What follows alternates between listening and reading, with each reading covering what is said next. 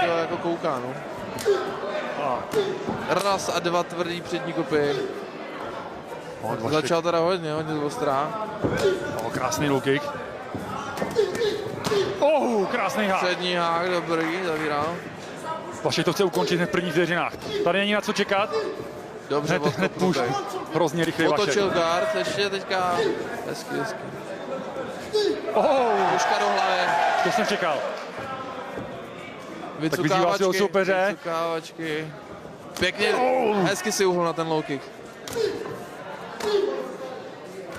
Nabízí, ať jde do přestřelky. To je super.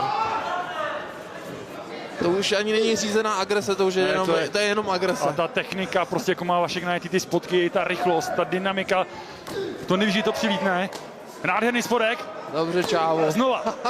A znova. Jo, borec už se balí, teďka se přední hák. A uvidíme, jestli přežije první minutu. Přežil.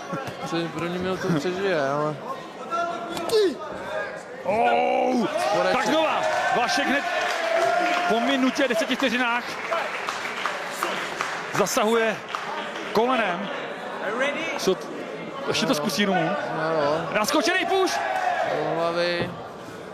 Ten už se motá. A znova spodek, znova na to místo a tvrdě zasahuje to koleno a Vašek posílá si soupeře k zemi a tohleto nevím, jestli rozchodí. Po minutě a půl. To ani nevypadá, že by chtěl soupeře a ani mu to, i kdyby chtěl, tak mu to asi... to je konec, Vašek vítězí. To byl fofr, no. Neskutečný fofr. A pak, že v lehkých váh nepadají káčka, no. To, co předvádí Vašek. 65 kg. Klobouk dolů.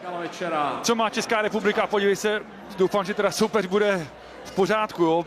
Tam možná to, jestli bude, snad nebude zlomené žebro, ale obrovská rychlost, hele, jako na tu váhu. Říkám, 65 kg, ani ne